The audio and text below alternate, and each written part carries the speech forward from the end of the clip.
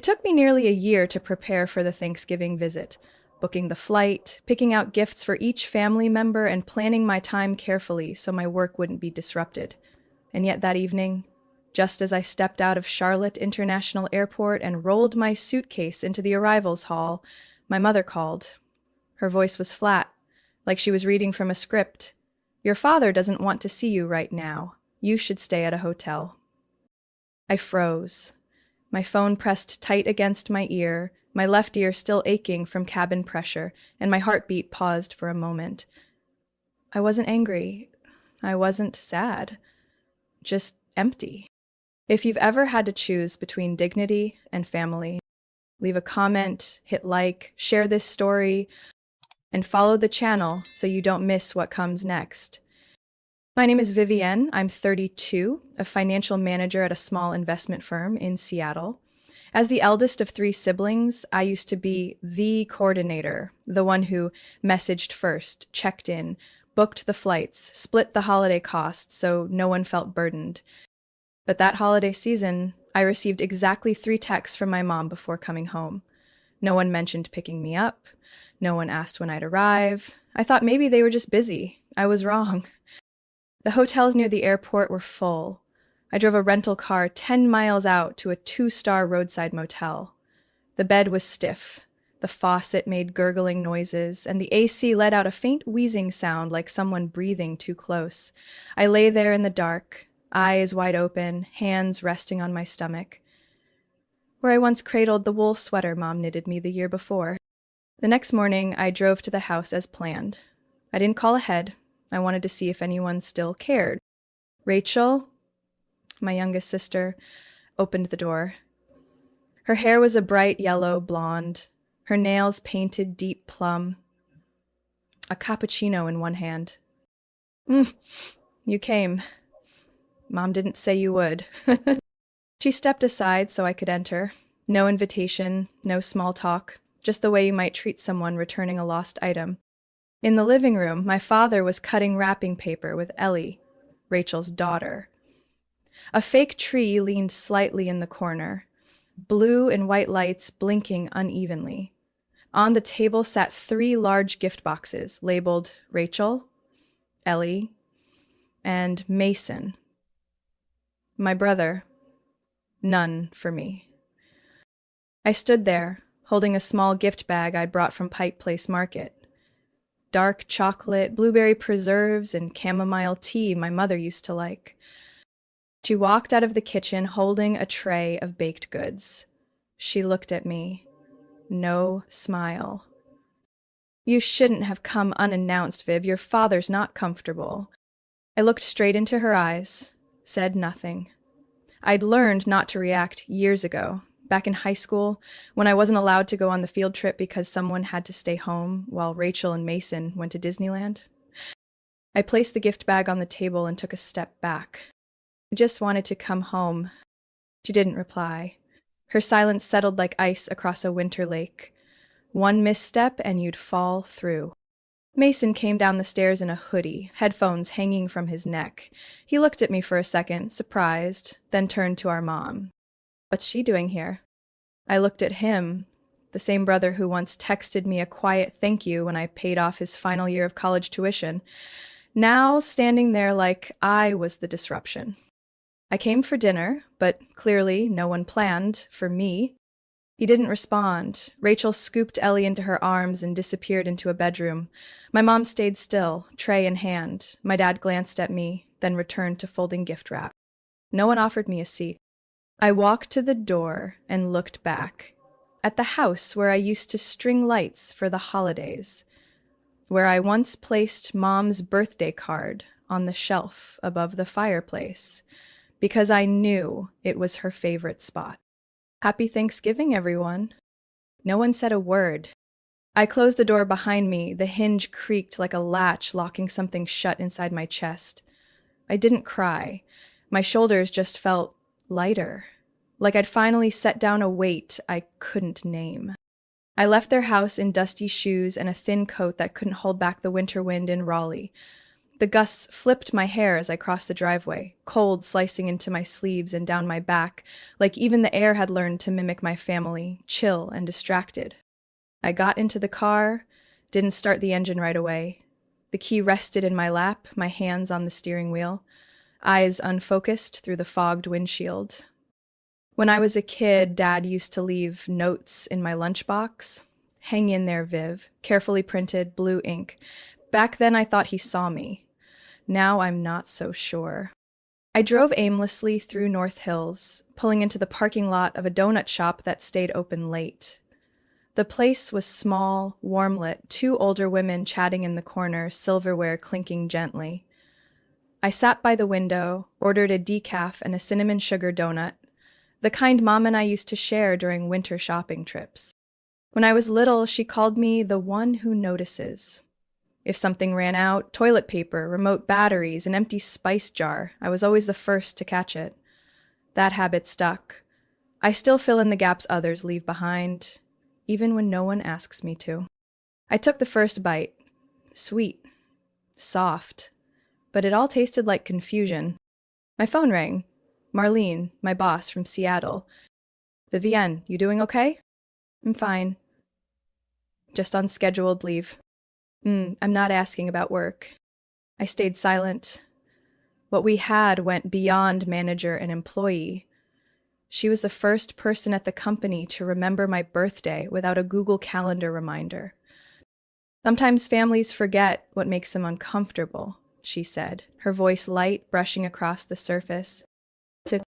I saved you a seat at next week's seminar. If you come back early, it's yours. I'll think about it. After the call, I sat there a while longer, watching the street. I remembered being 17, juggling 3 jobs to save for college because Dad said money was tight, while Rachel was enrolled in dance classes that cost nearly $1,000 each. I didn't feel jealous, just tired. I returned to the motel after dark. The parking lot was nearly empty. There was a cardboard box in front of my room door, no sender name. Inside, an old hand cream bottle, the brand Mom used to keep, and a small card. 2 words, take care. Now my mom's handwriting, not Rachel's, not Mason's. I couldn't guess who left it. The next morning, I walked to a nearby park. The air was crisp but clean, smelling of pine and damp soil. Kids played at the skating rink, adults walked dogs. Laughter and sleigh bells carried through the trees. I sat on a wooden bench and took a few photos on my phone. An older couple sat nearby, sharing a hot cocoa. Occasionally, one would touch the other's hand gently, without a word. I used to imagine that someday I'd have something like that with my own family. Nothing grand, nothing scripted, just the kind of bond where you know you have a place to return to, and no one needs you to explain why. That afternoon, I decided to return to the house, not because I expected them to change. I just wanted to collect a few personal items I'd left behind the previous year. A small oil painting I once made, a book with my grandfather's handwriting, and a pair of knit gloves my grandmother made. Rachel opened the door. She didn't say anything, just stepped back. I'm heading upstairs to grab a few things. Won't take more than 10 minutes. Okay. As I stepped in, I saw my father sitting in the living room reading the paper. He looked up, made eye contact for a brief moment, then turned back to the page. My old bedroom was untouched, like a room frozen in time. I gathered my things and packed them into my bag. As I passed the kitchen on my way down, I paused. My mother was peeling apples, wearing the old silver ring that used to belong to my grandmother. She didn't look at me. I said nothing. I simply walked to the door one final time. I realized the most painful part wasn't being pushed out. It was realizing I was never really let in. I didn't look back, but I heard the door close. Softly. No one saw me I didn't know where I was headed next, but I knew I wasn't going back to how things used to be. Because some things, once cracked, don't heal the same way again. And just then, a message lit up my phone screen and made me freeze. It was from Mason. Just one sentence. Can you help me with something? No greeting, no check-in, as if everything that happened before had been erased and he was simply issuing a request. I sat in the car for a few more minutes, the phone face down on my lap, my finger running along the phone case's edge like I was feeling around an invisible line. Outside, the sky was thick with gray clouds. No rain, but the cold cut sharply through the glass. Mason always knew how to pick his timing. Back in college, he once emailed me at 3 a.m. asking me to revise his final paper. I was in Tokyo on a business trip, 17 hours ahead. I still opened my laptop, read every paragraph, fixed his grammar, and sent it back. Not even a thank you. I didn't reply to the message. That night, I missed 2 calls from my mother. No voicemails. The next morning, while packing my suitcase to catch an early flight back to Seattle, my phone buzzed again. It was Mason. I hesitated for a few seconds, then picked up. "What is it?" His voice was low, a little hoarse. "Are you still in Raleigh?" "I'm leaving this morning. I need you to sign something, just some real estate paperwork." "Specifically?" "You're listed as the owner of the downtown condo, remember? I'm trying to sell it." I froze. That condo was where I lived after graduation, before moving permanently to the West Coast. I put it in my name so Mason could have a stable place to live when he finished school.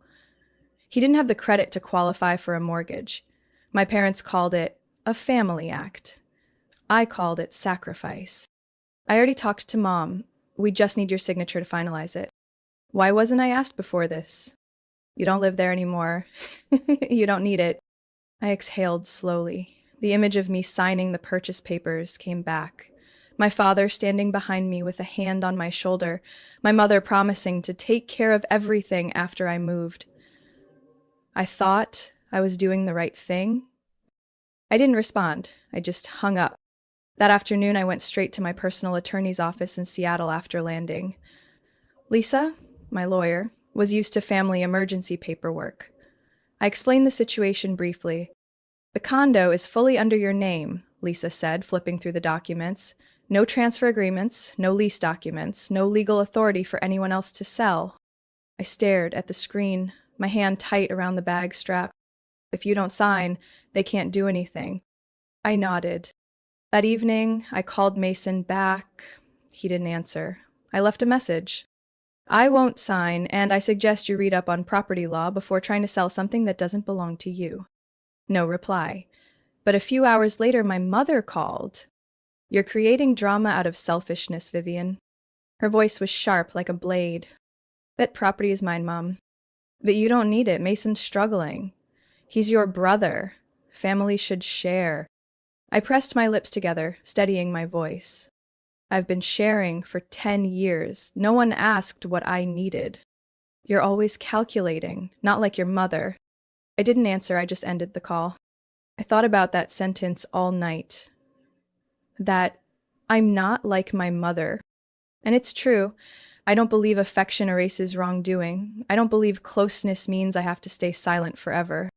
The next morning, I contacted the bank and requested a temporary lock on all third-party access to the condo account. I also requested a complete transaction report for the past 6 months. When I finally sat down to review every line, I saw multiple unfamiliar charges going back 3 months. Automatic transfers, purchases, service payments. None of them mine. The only person with a spare key was my mother. And suddenly I realized the condo was only the surface. Something deeper was unfolding beneath it all. I needed to find out what else they had taken that I hadn't seen yet. I spent the entire morning in my office going through every charge listed on the bank statement. There was a plane ticket to Miami, 2 spa service payments at the Fontainebleau Hotel, and a receipt from a jewelry store in Raleigh. None of them matched anything I'd ever purchased. No familiar names appeared on the receipts either. I pulled up the condo's security camera feed from the system I'd installed 2 years ago. I'd actually forgotten I still had access. 4 weeks' worth of footage popped up. Each day, a puzzle piece. There she was, my mother, coming in and out repeatedly. Some days she even brought Ellie, Rachel's daughter, to stay the entire weekend. No one asked me, no one asked for permission. I printed the full statement, cut out the suspicious transactions, and compiled a separate spreadsheet marking each one in red. Looking at that paper felt like holding a psychological injury report. No one slaps you outright, but enough small cuts over time can leave a deep fracture. At noon, I met Marlene at a cafe near the office. She tapped her fingers on the table as I explained, her face calm, but her eyes sharp. You've got solid evidence. The real question is, what are you going to do? I'm still thinking. Family doesn't exempt theft. If this were an employee at the company, how would you handle it? I'd terminate them. Then why hesitate just because it's family? I didn't answer, because I knew why. I used to believe that if I was kind enough, patient enough, people would treat me the same way. I was wrong. That night, I called Rachel. "What's going on?" she picked up after the second ring. "I saw you and Ellie at the condo." She paused. "Mom said it was fine. I thought you'd approved it." "I didn't. And I don't want you going there again. You're making this a big deal. That's our family's home." "No, it's a property under my name, not a family retreat." Rachel let out a short, annoyed laugh. "You make everything so rigid." I hung up. The next morning, I sent a legal notice to each family member, my mother, Rachel, and Mason. The message was clear. All access to the condo was revoked. Any use, subletting, or attempts to transfer ownership without my written consent would be considered a legal violation. 3 hours later, my mother called. "What's the meaning of this letter?" "It means the condo is my property. You're acting like I'm some kind of thief." I didn't respond right away. "I'm just exercising my rights as the legal owner. You never used to say no."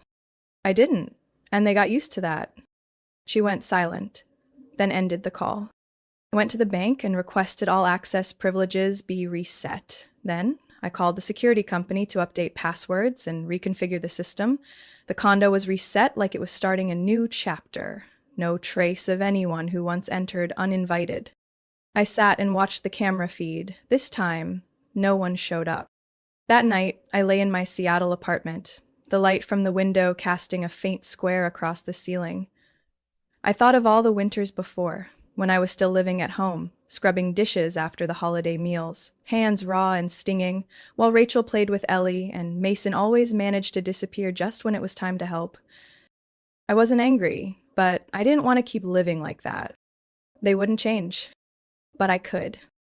And I started by checking the record of another asset, a credit account under my name, opened 3 years ago, one I had never used. The account had been opened at a bank in Durham, North Carolina.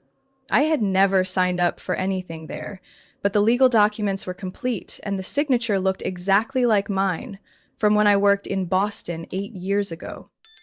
All my personal information matched: social security number, former mailing address, everything. I printed the file and scheduled a meeting with Lisa, my attorney, that same week. "Someone may have copied your signature from old contracts," she said, examining the documents. "This looks like a photocopied signature, not original ink." "So, it's fake?" "Possibly, but very carefully done." I retraced my memory.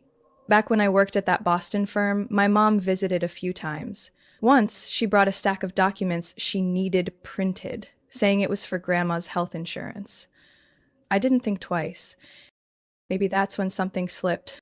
I asked Lisa to file a request to investigate all transactions tied to the account.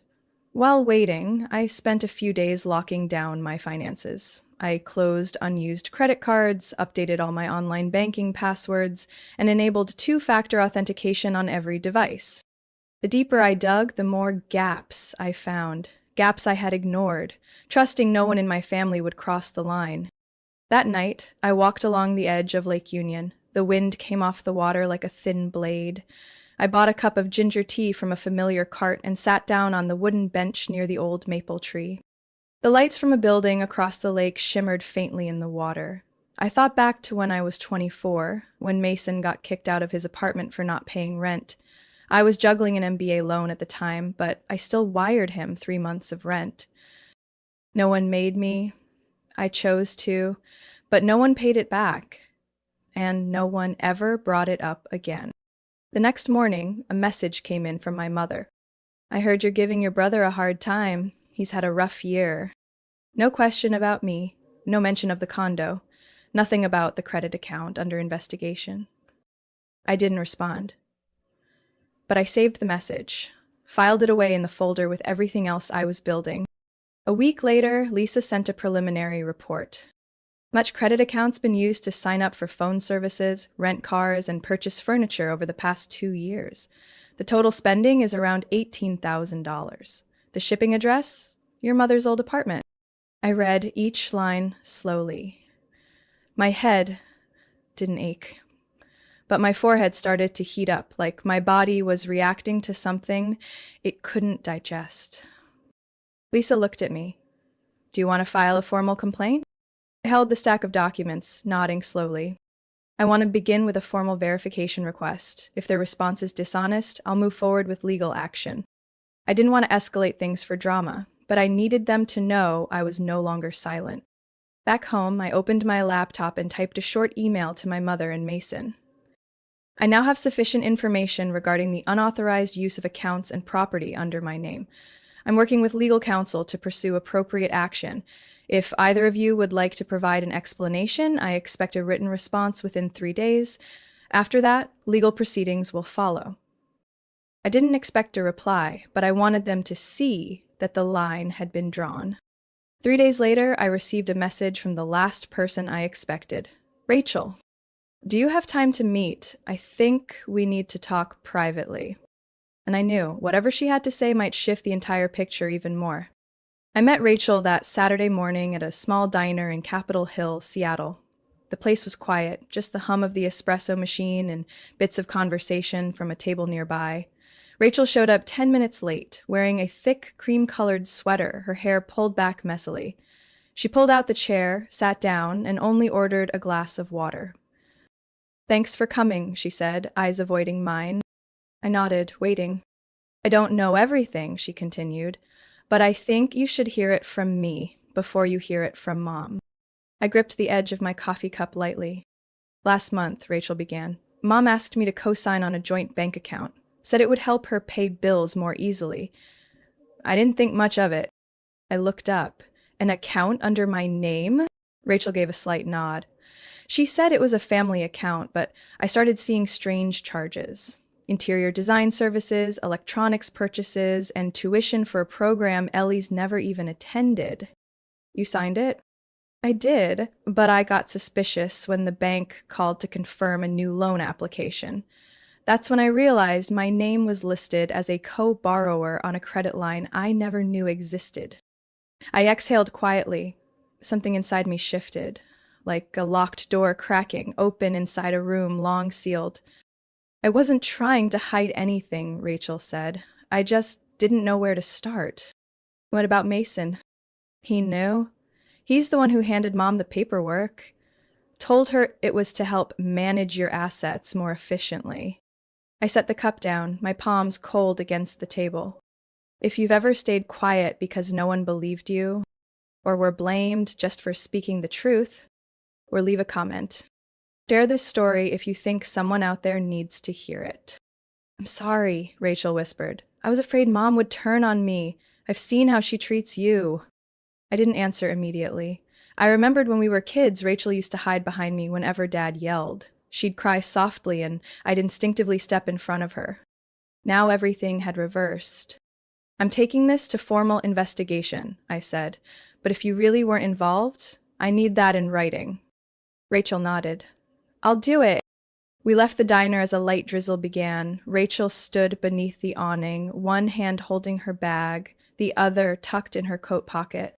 Are you mad? She asked. I'm disappointed, I said, but being angry won't recover what's already gone.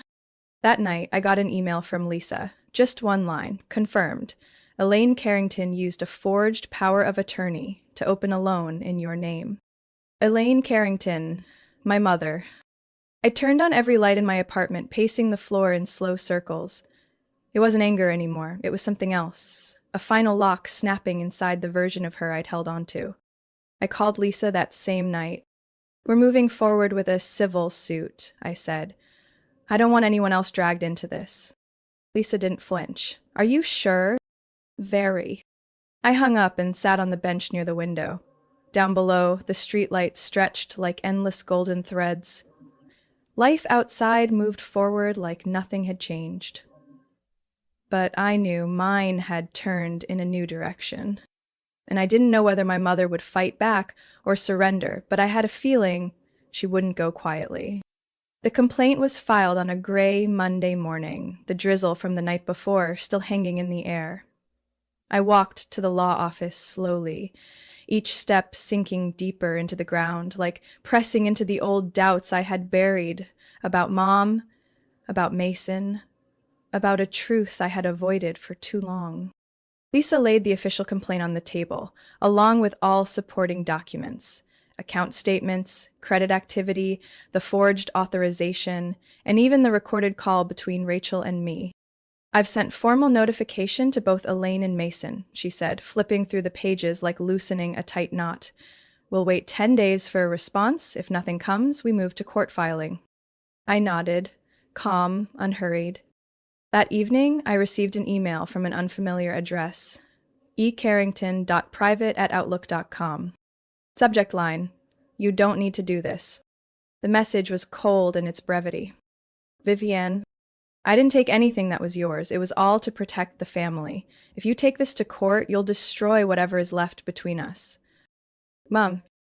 I didn't reply, I just saved the email. On the third day after filing, Mason called. I didn't answer. He called 3 more times. On the fourth, I picked up, put him on speaker, and hit record. So you want the whole city to know our business? His tone was harsh. I just want to reclaim what's mine. You're making everyone hate you. None of them ever stood by me. I have nothing to lose. He paused for a few seconds, then hung up. I stood still in the kitchen, the light from the window casting a pale glow over the cold gray countertop. There was no feeling of satisfaction, no trace of anger, just that familiar emptiness that always followed when I stood up for myself. On the 5th day, I received a letter from the court. Notice that the opposing party had responded.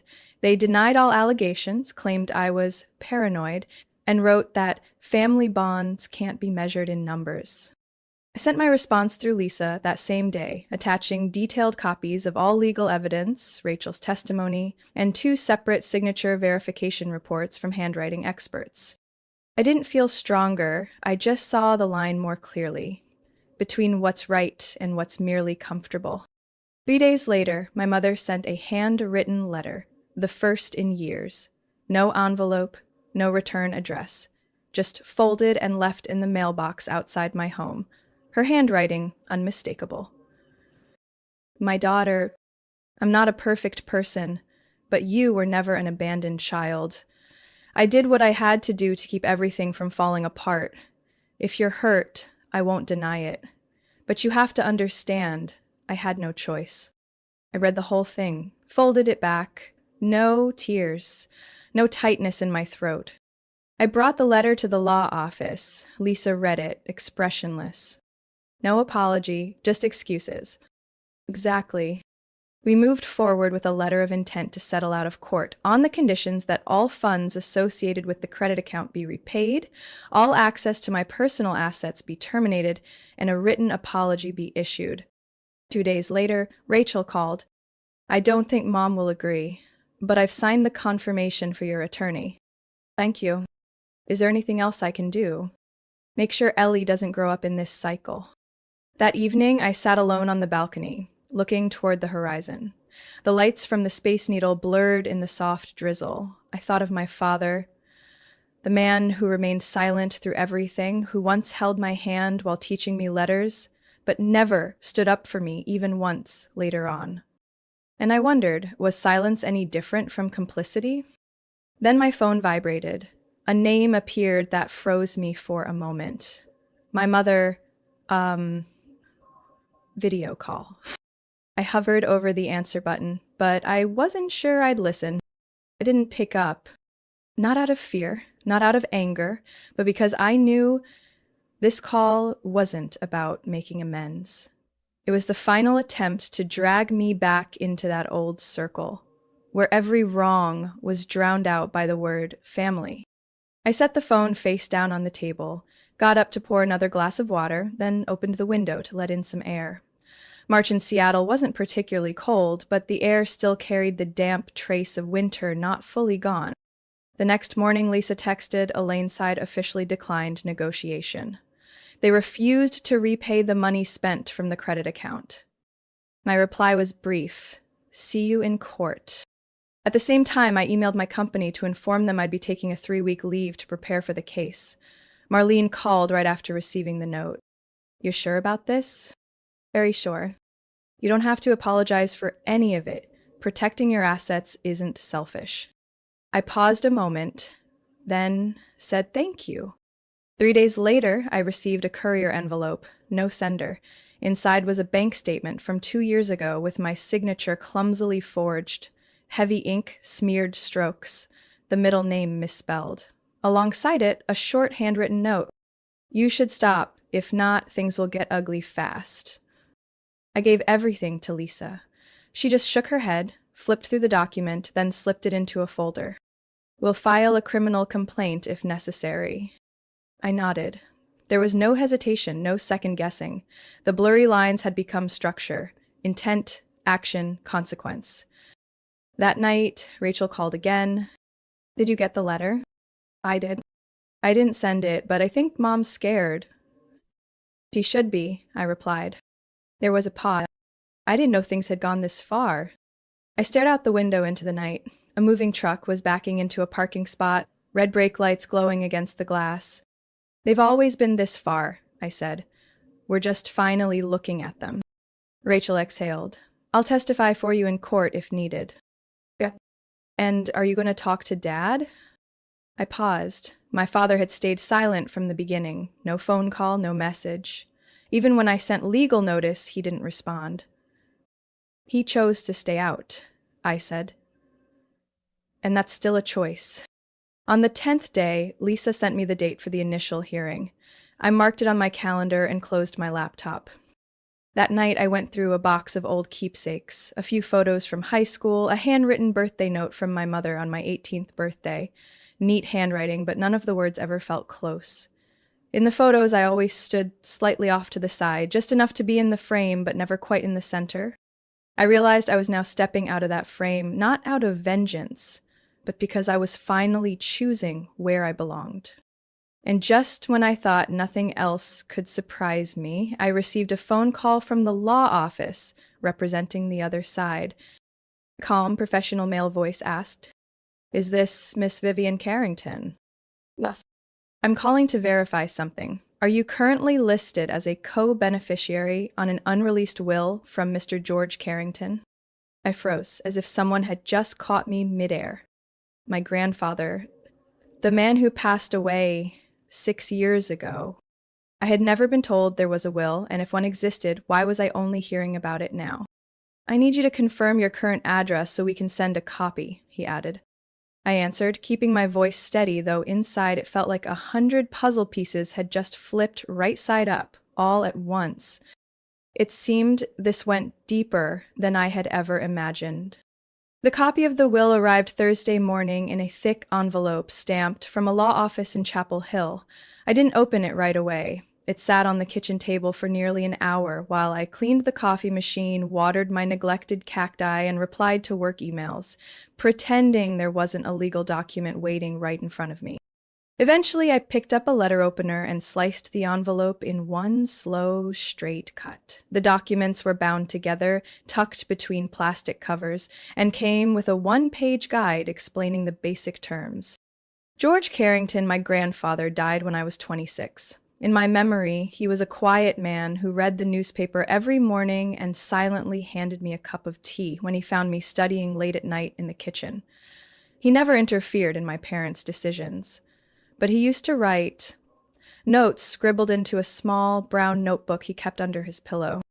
In the asset distribution section, my name appeared as the sole beneficiary of a special trust, the Carrington Future Account, an investment accumulation fund established in 1994 under my name since I was 7. No one had ever mentioned it. The current total value was over $840,000. I read that line 3 times. I didn't feel excitement or shock, just a deep stillness. As if someone in this family had finally thought about my future without tying it to obligation or approval. Included with the documents was a handwritten letter in his script. Vivian, you've always been the one in this family who kept your word. I don't know what path you'll choose, but I do know this. You deserve the freedom to choose it without anyone's permission. This fund is for that. I folded the letter, set it down, my hands still warm from the paper. I scheduled a meeting with Lisa that day. After she reviewed everything, she asked one question. Do you want to keep this trust separate or included in the lawsuit? I want to keep it separate, and I want to use it the way my grandfather intended. I requested the trust be transferred to an entirely new, independently held account under my name, with separate security credentials. I also asked to investigate whether anyone in the family had ever accessed or intentionally concealed the existence of the trust over the past 6 years. 3 days later, Lisa sent a brief report. The original documents had once been held at a different law office, where my mother had worked part-time as a temporary filing assistant around the time my grandfather passed. I sat back and connected the dots. If she had known about the trust and chose to stay silent, then accessing the account, forging signatures, transferring assets, none of it was a gray area anymore. Filed a request with the court to expand the scope of the investigation to include deliberate concealment of assets belonging to a legal beneficiary. That afternoon, Mason called. I heard about the trust, he said bluntly. So you're just going to keep it all? I'm not keeping anything. It's legally mine. Grandpa never said he'd favor you. He also never said I should be treated like a wallet. He exhaled, then chuckled. You always act like the victim. I don't need pity, I replied. I just want peace and fairness. Good luck finding that kind of fairness, he said before hanging up. That night, I opened my laptop and stared at a blank screen. I thought about what to do next, not just in terms of defense or retaliation. I wanted to build something more lasting than tense meetings or drawn-out hearings. I typed the title, The Quiet Fund, a small foundation, initially funded by my own inheritance to support women in situations like mine, used, financially controlled by their own families. I didn't know how far it would go, but I knew it would start exactly where everything had once been taken from me. And just as I was drafting ideas for my first website, another message popped up. It was from my father. Just one line. We need to talk. I read his message in silence. No punctuation, no explanation, no hint of emotion, just 4 words. We need to talk. No mention of what about, no reason why. But I understood. If he was reaching out after all this time, it meant something mattered. We met at a cafe by Green Lake, the one he used to take me to when I was little. Spring, midday, the air still and bright. Cyclists passed by like they belonged to some other version of reality, peaceful and uncomplicated. My father looked older than the last time I saw him.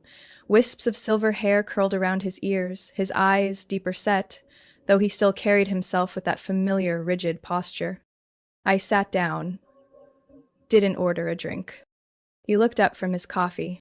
How have you been? I'm fine. A long pause. I know you're angry, he said, and I didn't come here to make excuses. I didn't nod or object. I waited to see if he had the courage to go further. I was wrong to stay quiet. When I saw your mother doing things she shouldn't have, I looked the other way. I thought if I could keep things looking peaceful on the outside, it would all be okay. I looked at him. His voice didn't waver, just steady, like something he'd practiced. But no one's really okay, are they? I asked. He exhaled. No. And I know you don't need me to apologize, but I still want to say it. I didn't cry, I just nodded slowly, like it was something necessary to close a chapter of memory. You did the right thing, stronger than I ever expected. I didn't do it to prove anything. I know. We sat for a few more minutes. No legal talk, no mention of mom or Mason, just two people who had once stood on opposite sides, now quietly facing a truth that couldn't be denied. After the meeting, I went back to the office, where Lisa was finalizing the last of the lawsuit documents. So far, my mother's side had shown no signs of compromise, but I wasn't passively waiting on them anymore.